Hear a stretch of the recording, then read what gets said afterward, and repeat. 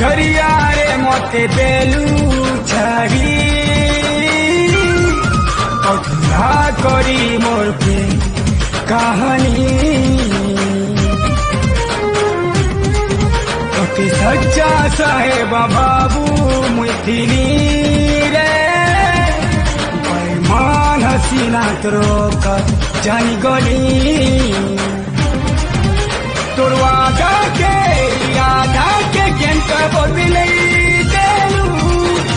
मोर चाहत के मोहब्बत के सब टूटे देलू रे है कि नहीं तो कौन से धोखेबाज रे।